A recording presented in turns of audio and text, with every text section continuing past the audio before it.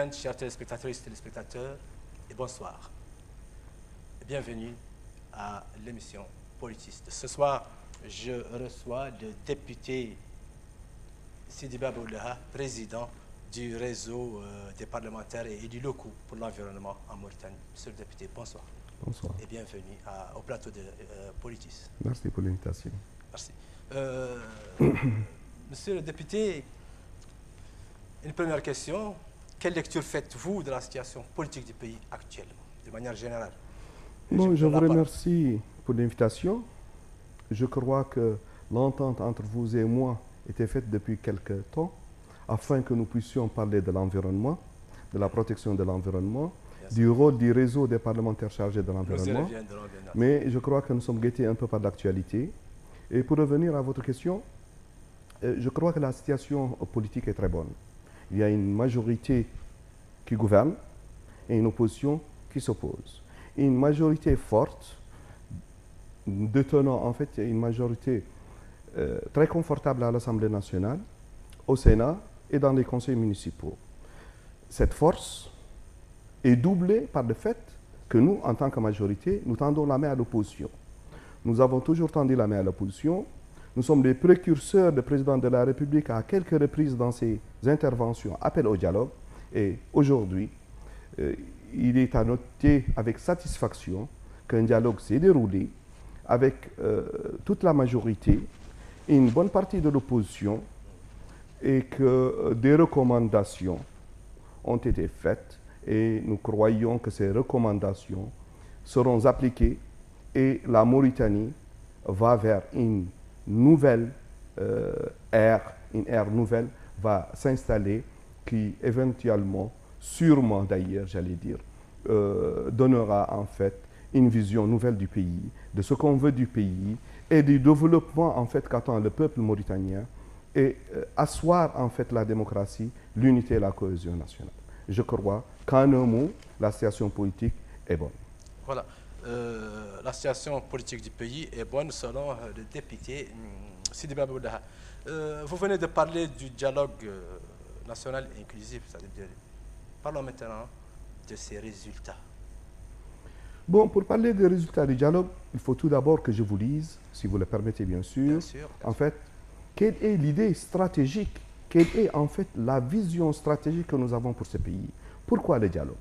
Quand vous avez une majorité en termes politiques, une majorité confortable, je crois que vous avez le droit en démocratie de gérer.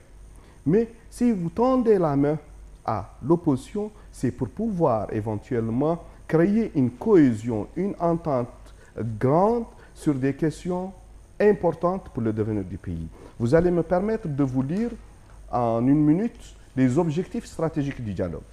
Écoutez bien, monsieur, c'est la consolidation des acquis démocratiques, préservation de la cohésion et de l'unité nationale, construction et ancrage de la culture de la démocratie, maturation de la vie politique à travers l'internalisation de l'approche de la gestion pacifiée des contradictions.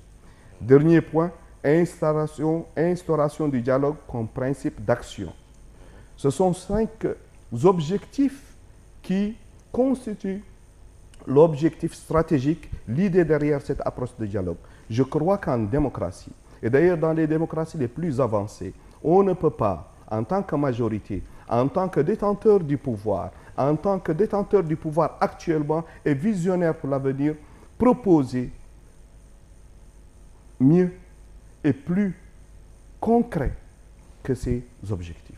Je crois qu'il est temps d'être sérieux et de porter le jugement qui sied à l'approche que nous avons pour le gouvernement, pour gouverner ce pays, une approche qui prend en considération les citoyens mauritaniens, une approche pacifique, une approche consensuelle, une approche démocratique. Et je crois que l'instauration du dialogue comme principe d'action, on ne peut pas ne pas porter une appréciation positive aux démarches entreprises par le président de la République et sa majorité.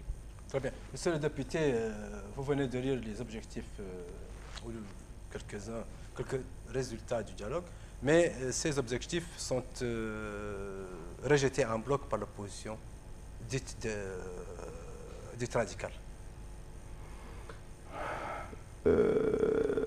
opposition radicale, c'est vous qui l'avez qualifiée de radicale. Moi, je sais qu'il y a une opposition responsable. Et je sais que personne d'entre nous ne peut nier le caractère d'opposant à une personnalité comme M. Odoul Bourkher, à une personnalité comme Boïdjel, à une personnalité comme M. Tcham, à Balas, à d'autres personnalités qui ont assisté et qui ont contribué de manière très positive à ce dialogue. Ce dialogue n'est pas, comme disent certains, unilatéral. Il est bien inclusif dans ce sens que, de part et d'autre, aussi bien dans la majorité que dans l'opposition, certains ont défendu leur position de la manière la plus ferme et ont,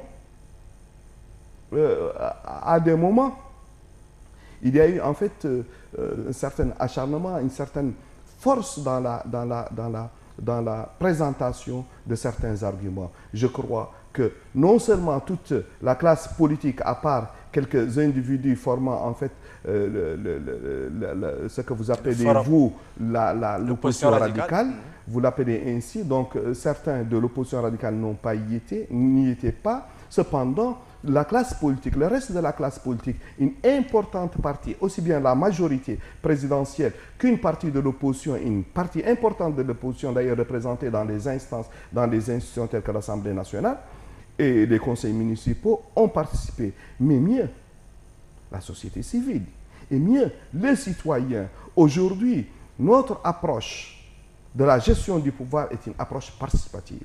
Même les citoyens sont venus pour poser des questions qui les concernent à nous, en tant qu'élite, de pouvoir prendre sur nos responsabilités et de pouvoir intégrer les doléances des populations dans notre vision pour ce pays.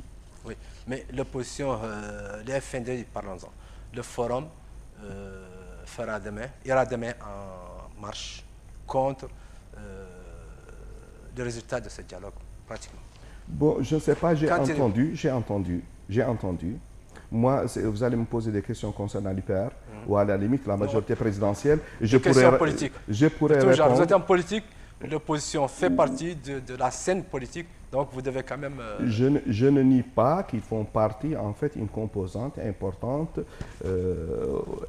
politiquement. Je ne nie pas. Cependant, je suis d'un parti, vous allez me parler de mon parti, je vous donnerai des réponses les plus appropriées parce que je sais ce qui se passe au niveau de mon parti et au niveau de la majorité présidentielle. Ce que je peux dire, c'est que j'ai entendu de certains leaders de ce conclave de parti, c'est qu'ils sont chez le calligraphe actuellement pour changer un peu les slogans.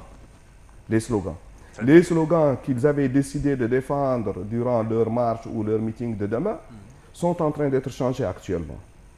Je crois qu'il y a une logique et qu'il doit y avoir une certaine continuité dans l'action, dans toute action et surtout une action politique. Changer un slogan hier, il y a probablement, certainement des discussions au sein de ce forum. Ils ont eu un slogan et j'ai entendu certains de leurs leaders dire que le slogan a été changé. Bon, voilà. Nous, on n'a rien changé. Le slogan essentiel, c'est la continuité dans l'action, c'est le dialogue, c'est la construction du pays, c'est d'amener ce pays vers les attentes des populations. Quel est ce slogan que le FNDI va changer? Vous connaissez? Concerne quoi? J'ai entendu dire, sans trop y attarder, j'ai entendu dire qu'ils sont en train de changer leur slogan.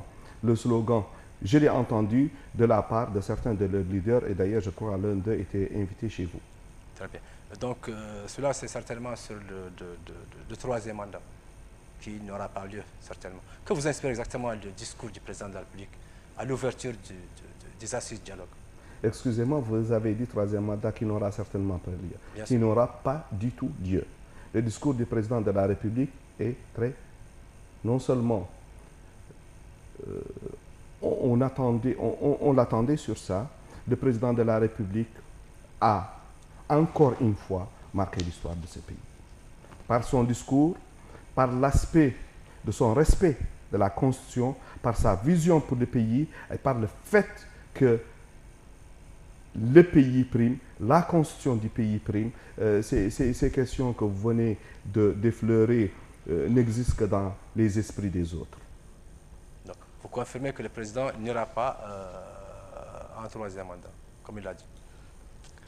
Vous pouvez mettre en doute les propos du président, mais moi, non.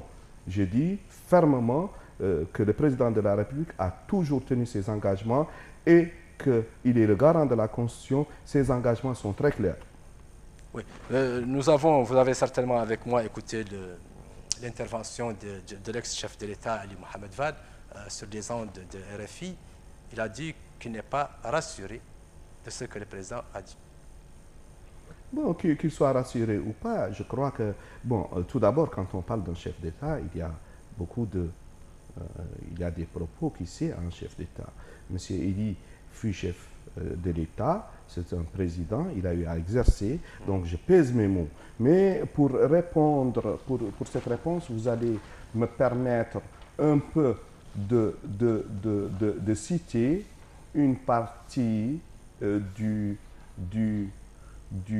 discours du président de la République qui dit, et je cite Monsieur le Président de la République, Mohamed Ould Abdel Aziz, qui dit « Je suis convaincu de la nécessité de préserver la Constitution, surtout des articles relatifs à l'intérêt de personnes précises.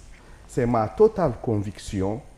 Cette question doit être définitivement dépassée et ne peut être utilisée pour déstabiliser le pays. » J'ai cité le président de la République lors de son discours clôturant le dialogue inclusif. Je crois que je ne peux pas apporter une réponse plus catégorique, plus déterminante que celle-ci.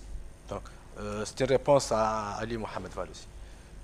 Donc, nous avons grandi sous les couleurs... Excusez-moi, ce n'est pas une réponse au président Eli du tout, c'est l'approche du président de la République, ce sont ses convictions, il les a clairement dites et je les citées, c'est une référence. Parfait. Que vous inspire le changement de nos symboles, par exemple le drapeau et l'hymne national? Vous savez, vous me posez une question. Les Mauritaniens iront à un référendum. Mais que vous inspire exactement ce changement? Très bien, très bien. Vous m'avez posé une question qui se pose actuellement, qui fait les symboles de l'État, nous sommes tous nés sous le drapeau. Nous avons tous vibré pour notre hymne national. Ce sont des certitudes. Nous continuons à nous sacrifier et nous sommes prêts à nous sacrifier pour nos symboles nationaux. Cependant, il faut dire qu'il y a des Mauritaniens qui sont nés sous le drapeau et qui sont morts pour le drapeau.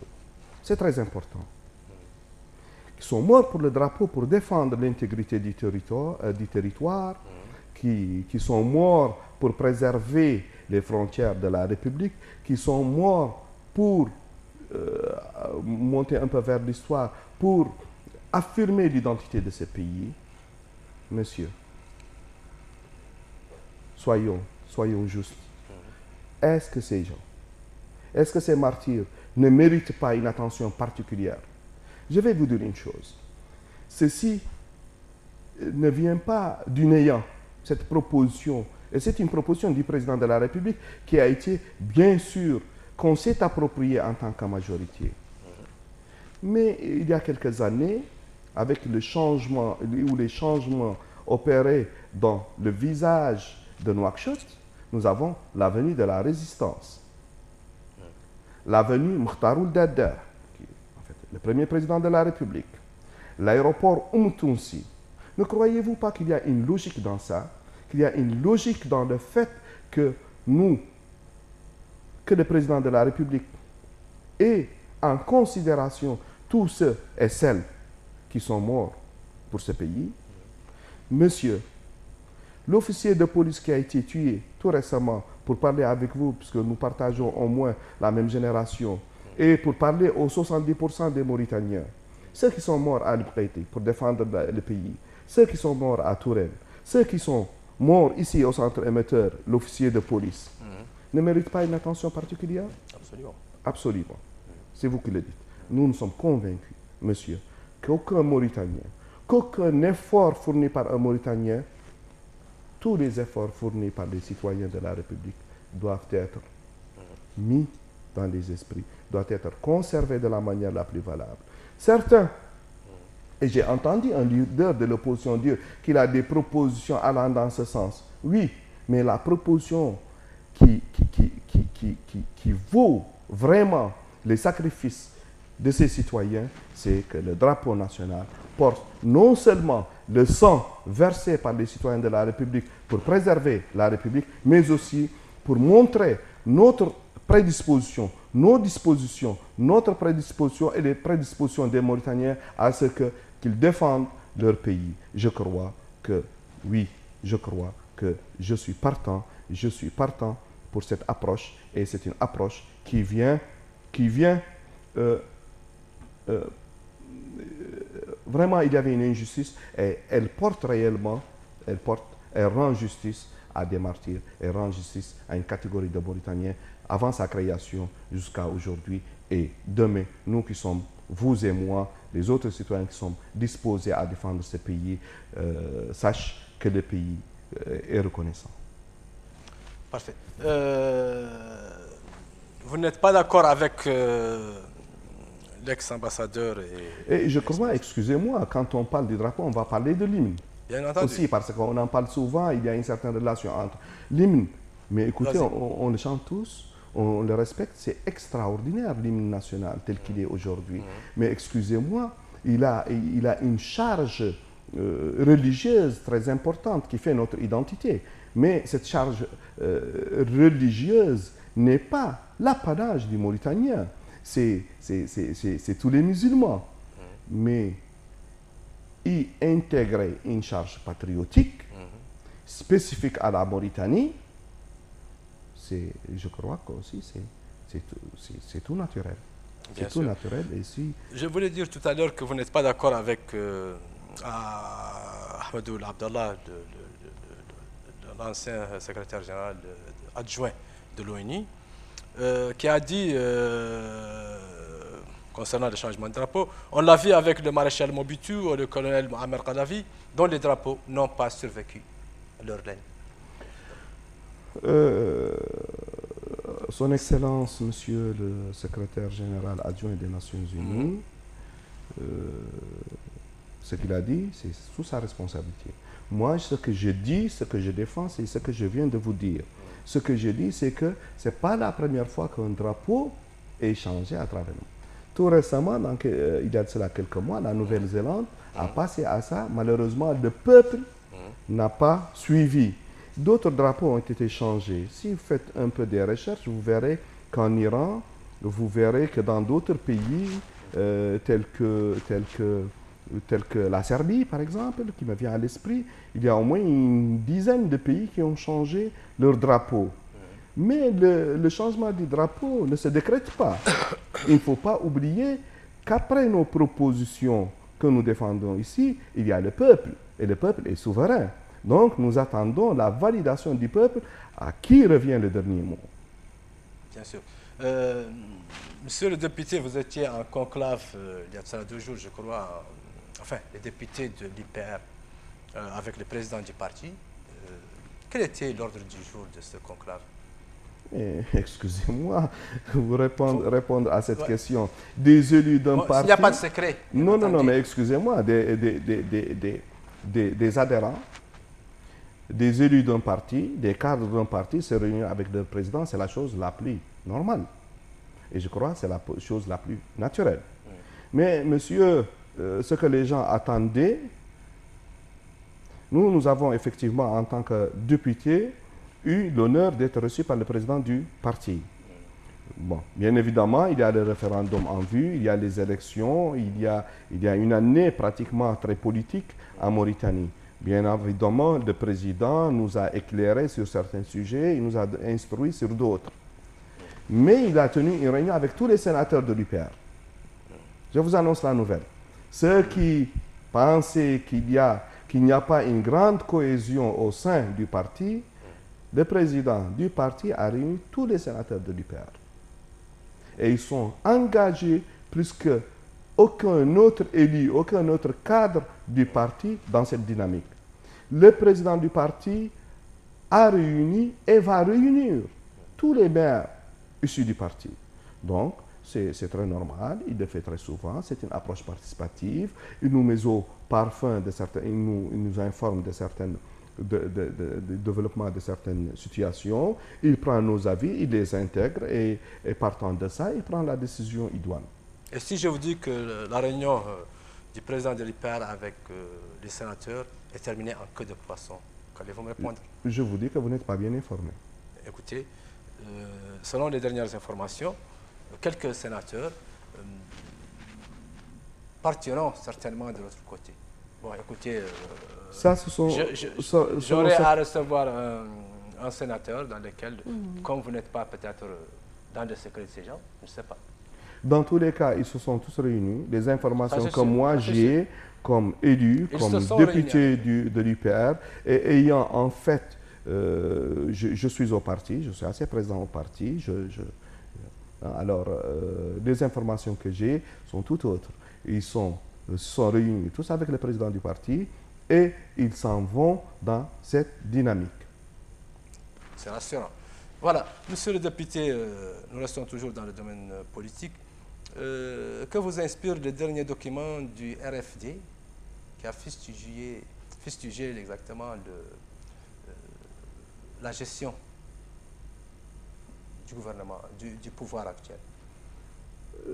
Que le RFD fustige l'action du gouvernement, c'est tout à fait normal. C'est très naturel. C'est un parti d'opposition qui a ce rôle et qui doit le jouer. Et nous sommes dans une Mauritanie démocratique où personne n'est soumis à une contrainte quelle qu'elle soit. La réponse au RFD, je crois qu'il y a eu un communiqué de mon parti.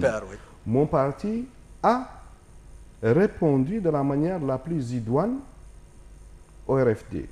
Et je crois que vous avez aussi invité M. Cham Djombar, qui est un ancien du ministère des Finances, qui a fait tous les échelons au ministère des Finances, qui fut ministre des Finances, qui est membre du bureau exécutif de mon parti, qui est beaucoup plus outillé que moi en termes de développement économique et d'approche économique. Et ses réponses ont été très claires.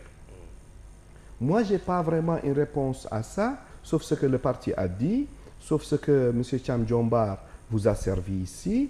Mais il y a une information que je veux partager avec vous. Je crois qu'il y a de cela 3 jours, nos partenaires au développement, FMI, Banque mondiale, le Doing Business, la Mauritanie a complètement gagné quelques points sur cette année seulement. 6 points sur cette année, 6 ou 8 points sur cette année. Donc, les partenaires, au moins, si certains ne prennent pas nos propos en considération ou ont toujours cet esprit critique, cet esprit de dénigrement de nos propos et de nos statistiques, quand même, la Banque mondiale et le FMI, il y a de cela 3 jours, ont fait état de l'avancée notoire de l'économie de la République islamique de Mauritanie. Parfait, bien. Monsieur le député, je crois que c'est suffisant comme réponse. Bon, j'accepte votre réponse. Monsieur le député, vous êtes député de la ville historique de Ouadane. Parlez-nous un peu de cette cité patrimoine de l'humanité. Quels sont vos principaux partenaires pour son développement? J'avais souhaité que nous ayons en fait toute une émission sur Ouadane. Parler en quelques mots de Ouadane, je crois, relève de l'impossible. Non, on en parle là, on dira beaucoup de choses. Et je vous donne la parole ce que vous voulez. Ouadane est une ville historique, comme vous l'avez si bien dit. Ouadane est une ville chargée d'histoire. Ouadane est une ville où des écrits énormes ont été faits. Ouadane regorge de potentialités culturelles, touristiques, religieuses, spirituelles, mais aussi économiques. N'oubliez pas aussi que Ouadane, le département de Ouadane, la Muqata'a de Ouadane, ont dans le territoire de Ouadane ce qu'on appelle le Galbe Richard, une autre richesse. Malheureusement, une richesse mal explorée, une richesse connue plutôt par des scientifiques hors de nos régions, qui doit être explorée, qui doit être découverte, qui détient toute une potentialité. Ouadane a été créé il y a de cela des siècles. Ouadane regorge de potentialités.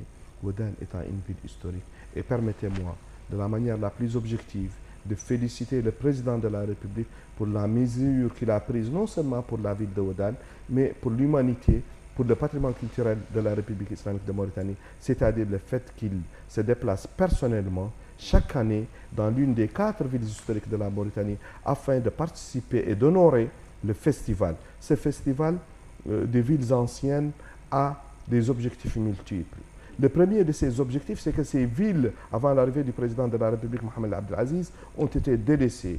Et il y avait même des informations qui faisaient que l'UNESCO allait déclasser certaines de ces villes. Alors, la mesure prise par le président de la République d'instaurer ce festival et d'y participer personnellement a créé en fait une nouvelle vie, a donné en fait, a boosté un peu ces villes, notamment Ouadane. Je crois que sous peu, nous avons, et d'ailleurs je vous invite au passage, nous allons organiser la 2e édition à Ouadane, c'est-à-dire la 6e édition du festival à Ouadane, ce sera mi-décembre. Et je crois que c'est toute une opportunité, non seulement pour créer une visibilité au pays, mais pour créer une visibilité aussi à la ville de Ouadane. Concernant les partenaires stratégiques, le partenaire principal, c'est bien sûr l'État. Pour le développement Pour le développement, le partenaire principal, c'est bien sûr l'État. Il y a les Portugais qui ont connu aussi Ouadane, puisqu'il y avait un comptoir, il y a de cela, au XIIe siècle. Il y a les Français, mais aussi il y a les Espagnols. Je crois que l'État aujourd'hui, à travers le Galbe Richard d'ailleurs, et je salue en fait cette mesure, à travers le Galbe Richard, a créé un programme de développement autour du Galbe Richard concernant la culture et la nature. C'est une approche nouvelle, qui crée en fait un développement tout autour du site du Galbe Richard, mais aussi il intègre en fait plus de 25 communes dans les régions de l'Est, du Tagan, de l'Adrar, afin qu'il y ait en fait une harmonisation du développement économique autour du Galbe Richard. Je crois que c'est une mesure salutaire. Nous avons toujours œuvré pour ça, nous avons toujours plaidé pour ça, et je crois qu'aujourd'hui, la première phase, c'est le fait de créer ce programme de développement autour de Galbe Richard. Et la seconde phase, je le souhaite très vivement, c'est de classer le Galbe Richard en tant qu'aire protégée. Parfait. Quelle représente exactement, vous avez tout à l'heure parlé du festival, je rebondis un peu sur votre intervention, pour demander quel est l'apport aux citoyens et au peuple de Ouadane à travers ce festival. Qu'est-ce qu'il en gagne précisément? Nombreux, l'effort consenti par le président de la République, le gouvernement, il y a en fait un développement au niveau local. Au niveau local, je crois que des sommes assez importantes sont injectées pour l'organisation de ce festival. Je crois que les citoyens de la Muqata'a, non seulement les retombées des milliers, puisque cette semaine, nous attendons au moins quelque chose qui tourne autour de 3 à 5 000 visiteurs. C'est important pour créer en fait une certaine dynamique au niveau local, mais ceci est éphémère, c'est-à-dire c'est durant le festival. Mais avant le festival, tous les départements ministériels, et je crois qu'aujourd'hui, l'actualité, le Premier ministre a réuni un conseil interministériel sur cette approche. Donc tous les départements sont censés intervenir, commencent déjà à faire des actions salutaires. Une infrastructure déjà au niveau local commence à pousser depuis quelques années, depuis la première édition. Je crois que c'est un retour des cadres et des hommes d'affaires locaux commence à vraiment donner espoir à créer une activité économique qui permettra certainement le développement. Nous demandons encore plus, nous le demanderons toujours, mais quand même il y a des actions positives, enregistrées, et nous félicitons le gouvernement pour ce travail. C'est pour quand la date du prochain festival à Ouadane? C'est pour honorer l'invitation? Bien sûr. Voilà, c'est vers le 10-12 décembre. 10 ou 12? Oui, on ne peut pas effectivement arrêter une date parce que c'est la fête du Mouloud et elle adviendra entre le 10 et le 12 décembre. Monsieur le député, vous êtes aussi président du réseau des parlementaires pour l'environnement. Quel rôle joue ce réseau exactement, le réseau parlementaire pour l'environnement? Qu'est-ce que vous avez fait? Quel est son rôle? Quels sont ses objectifs? Qu'attendez-vous de votre réseau? Bon, parler du réseau des parlementaires chargés de l'environnement, bien sûr, et des élus locaux, c'est une grande question. C'est une conviction certaine. La protection de l'environnement va de pair avec le développement durable. Nous avons fait un travail qui n'est pas parfait, mais quand même qui existe. Nous avons soutenu le gouvernement, nous avons aussi critiqué certaines actions, mais pour les rendre plus positives. Vous pouvez les oui, je vais les énumérer une à une. Excusez-moi, c'est un dossier quand même que je connais. Je suis très sensible à ce dossier. Je crois que des efforts énormes ont été faits par le gouvernement, dans sa globalité, mais aussi par le ministère de l'Environnement et du Développement durable. Savez-vous, monsieur, que nous sommes la loi sur l'utilisation des plastiques, nous l'avons fait passer à l'Assemblée avant la France. Savez-vous que certains pays africains sont venus ici, puisque nous avons eu un décret, puis on l'a transformé en loi, certains pays africains sont venus ici pour voir l'expérience, apprendre de l'expérience de la Mauritanie. Savez-vous que nous avons créé un parc à Idini, un parc zoologique, le gouvernement a créé un parc zoologique pour créer en fait une nouvelle vie, régénérer un peu la nouvelle vie. Savez-vous que le Galberichet dont je parlais tout à l'heure est déjà intégré dans un programme de développement très important?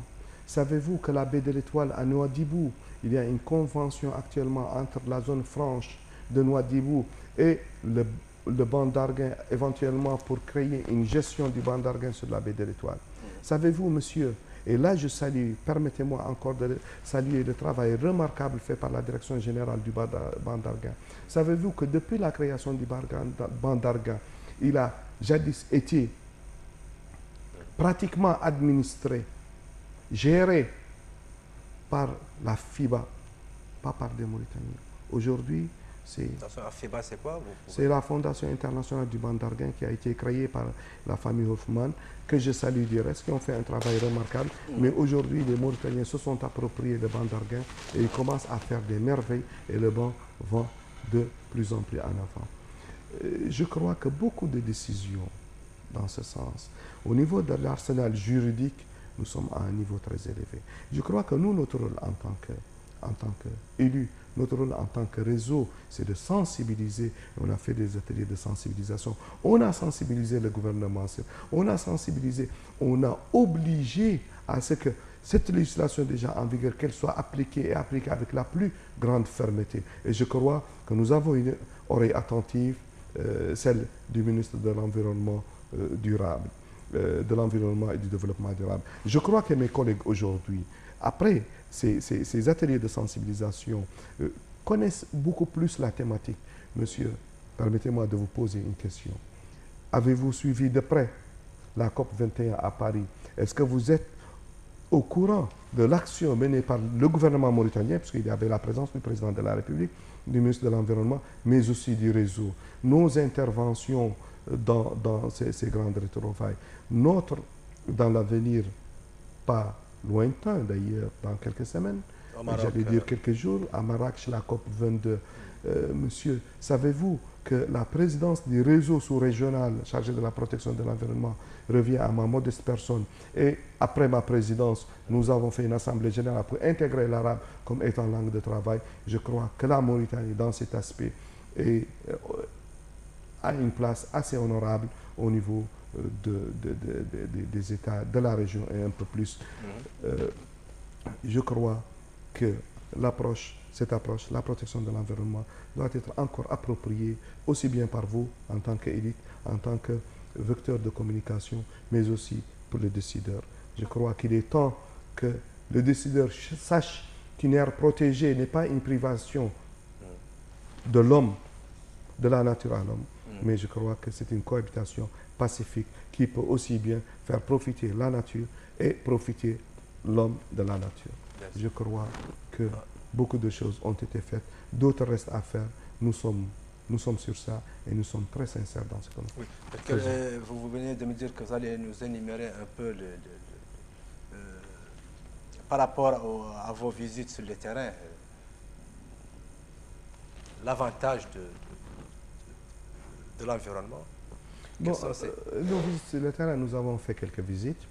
Nous avons été alertés par les populations au niveau du centre d'enfouissement technique qui se trouve à quelques kilomètres de Nouakchott. Nous sommes à Tévérit. Nous sommes partis, nous avons visité les lieux, nous avons vu en fait les différentes étapes menées par la communauté urbaine de Nouakchott. Nous avons parlé de manière directe avec les populations tout autour et je crois que des mesures appropriées ont été prises. Nous avons visité certaines sociétés minières pour nous rendre compte exactement, pour nous rendre exactement des mesures prises, non seulement actuellement, mais des mesures aussi prises en cas de toute éventualité et pour la réhabilitation du site, c'est-à-dire dans des décennies après le départ de l'investisseur.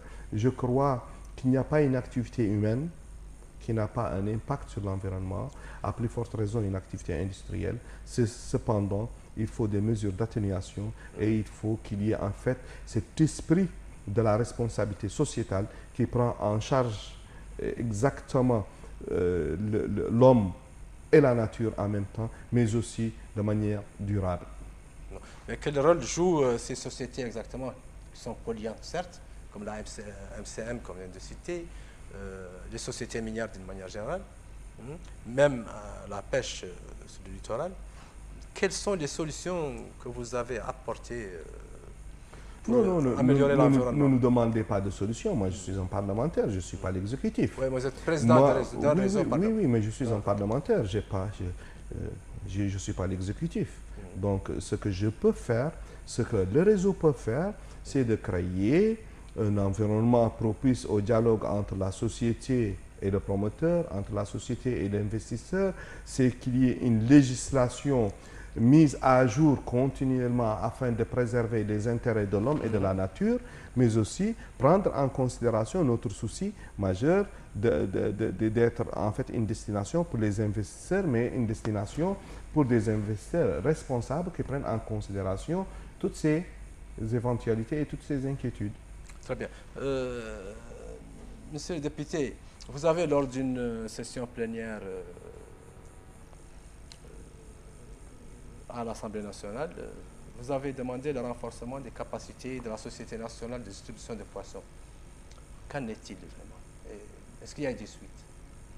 Vous savez, oui, je me rappelle très bien lors d'une intervention que j'avais faite devant le ministre des Pêches, d'ailleurs c'était une question orale. Oui, j'ai demandé la distribution, le renforcement des capacités de la Société des Nations. Mais aussi, dans la même logique, je demande en fait l'élargissement de l'intervention des boutiques ML, puisque c'est une redistribution des richesses, tout simplement. Nous avons une logique, nous avons créé cette situation, cette société afin qu'elle réponde à des besoins. Nous voulons que le Mauritanien, qu'il soit à Mbek Lahouach ou qu'il soit à Birmougrain, puisse profiter des richesses du pays de la manière la plus correcte, la plus convenable, et qu'ici, c'est une partie intégrante de notre vision du respect et du partage avec les citoyens. Ça va dans cette logique. Parfait. Vous avez beaucoup trop travaillé avec la GIZ dans ce sens. Dans quel sens? La préservation de l'environnement, la sensibilisation. On était à la distribution des poissons. Maintenant, on revient à l'environnement. Bien sûr. Oui, effectivement, la GIZ, oui, ils ont un programme. Effectivement, la coopération allemande travaille beaucoup avec le ministère de l'Environnement durable. C'est une coopération qui porte en elle une dimension environnementale. Et il est clair qu'à travers le ministère, nous avons accès à la GIZ et à l'UCN. Et à d'autres partenaires éventuellement. Très bien. Vous êtes député, et revenons un peu à l'Assemblée, enfin, à la députation, aux amis députés. Vous avez rencontré l'opposition, aussi bien l'opposition que la majorité au sein du Parlement. Que vous inspirent les déclarations des opposants pendant ces plénières à l'Assemblée? Ils défendent leur position. Ils ont des idées. Et en aparté, vous avez... Non, en parlé- aparté, non, excusez-moi, j'ai de très bonnes relations humaines avec eux, de très bonnes. J'ai de bons amis, de grands amis dans l'opposition. Et d'ailleurs, même celle que vous avez qualifiée de radicale, j'ai de très bons rapports avec certains d'entre eux, mais c'est tout naturel. Mais quand on est en politique, il y a d'autres considérations qui surgissent, c'est très normal.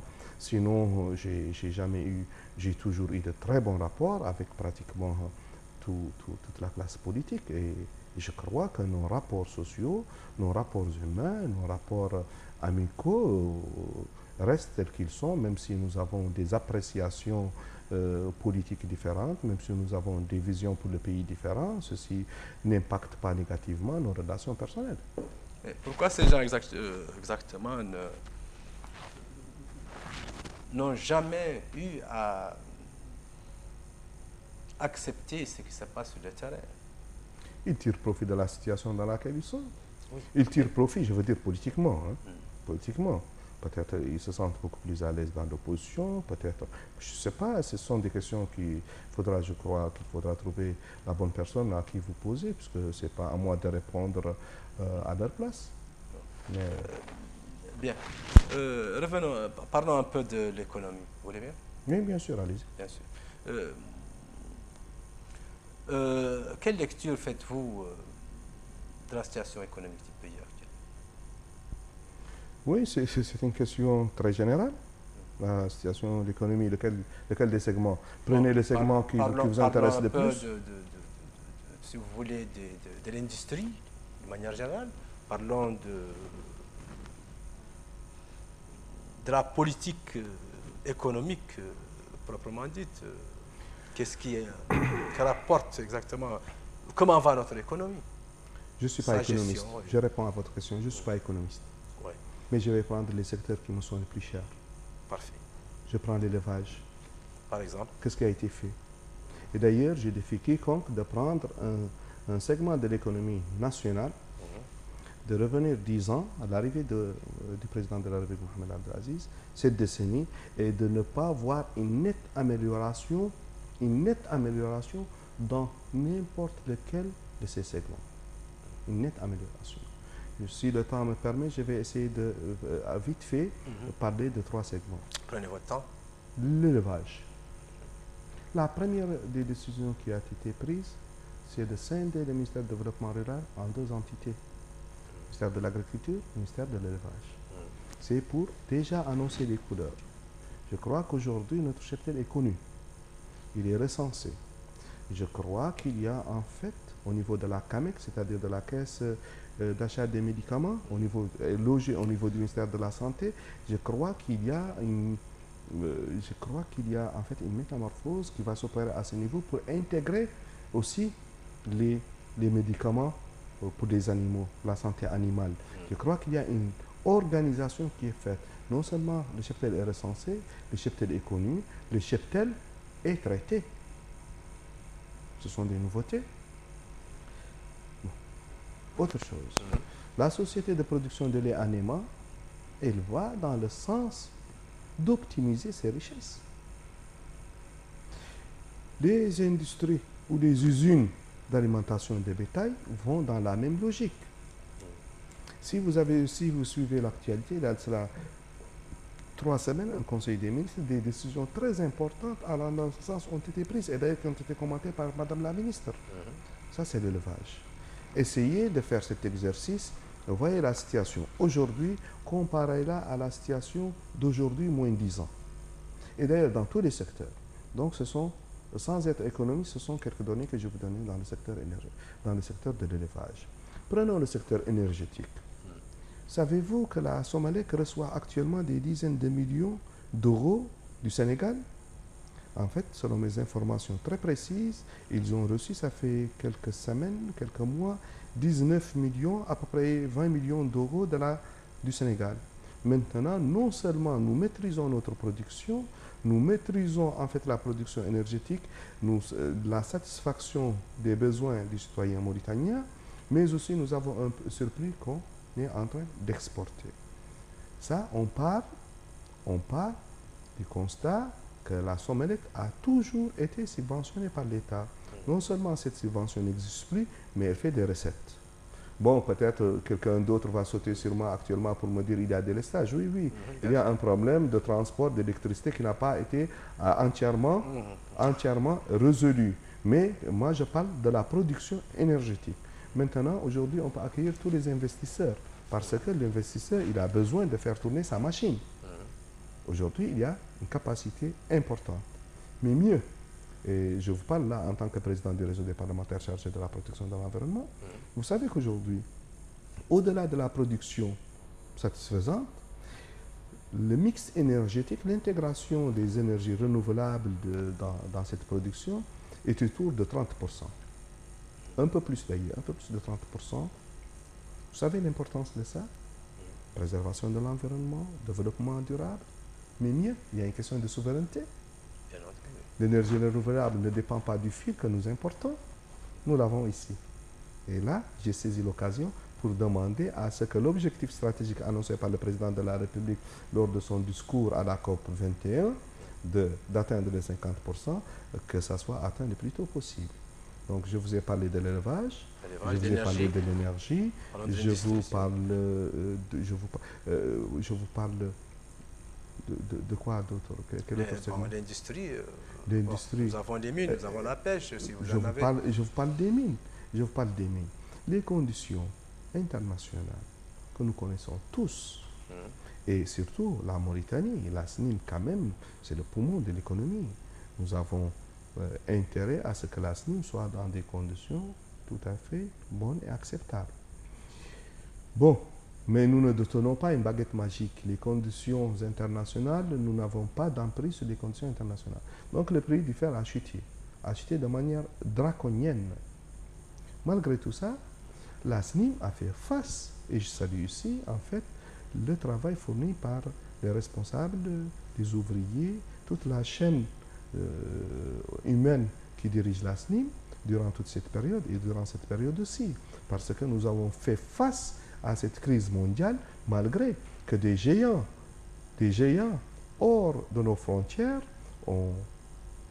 certains, et j'avais fait une intervention dans ce sens, certains ont fermé porte, d'autres ont limogé des milliers de personnes pour pouvoir faire face à la crise. La SNIM, non, la SNIM est solide, la SNIM a été bien managée afin qu'elle dépasse.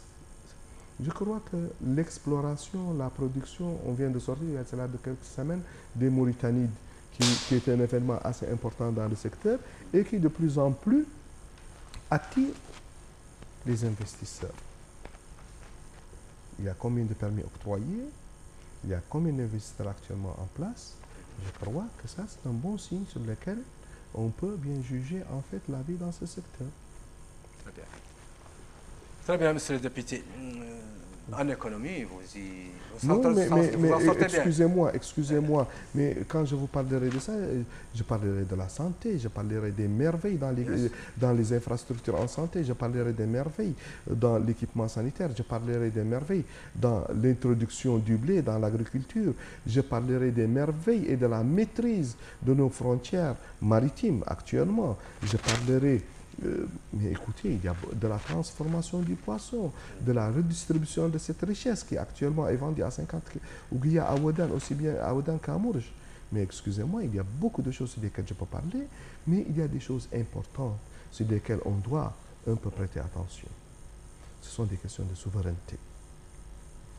Il y a une chose très importante, et d'ailleurs, tout le discours du président de la République étant par ailleurs important, mais il a parlé d'un chiffre de 30 000 personnes pour les 30 000 Mauritaniens dépassant l'âge de 75 ans. C'est-à-dire, on peut connaître aujourd'hui le nombre de Mauritaniens ayant 10 ans et 6 mois. Nous avons un état civil extrêmement fiable, important, qui nous permet non seulement de connaître aujourd'hui, mais de planifier pour demain. Monsieur, nous avons une armée qui maîtrise parfaitement bien la situation aux frontières et à l'intérieur des frontières. Ce sont des trucs très importants. Ce sont des faits qu'il faut apprécier. Il faut apprécier le travail qui a été fait. On ne peut pas dire que rien n'a été fait avant Abdelaziz, on ne peut pas le dire. Oui, mais beaucoup reste à faire Mais aussi. Hein. beaucoup a été fait et il restera toujours des choses à faire. Bien entendu. Je crois que vous aurez probablement à apporter, vous l'apportez d'ailleurs, votre contribution dans ce qui reste à faire. Et nous appelons tout le monde à apporter la contribution. Le pays mérite beaucoup de sacrifices. Voilà, c'est sur cet appel, monsieur le député Sidi Babouda, que prend fin cette émission de Politis. Je le remercie infiniment, mais aussi je remercie tous et toutes les téléspectatrices et téléspectateurs de l'Ouattani. Et merci à monsieur Salim qui est derrière la régie, monsieur le député.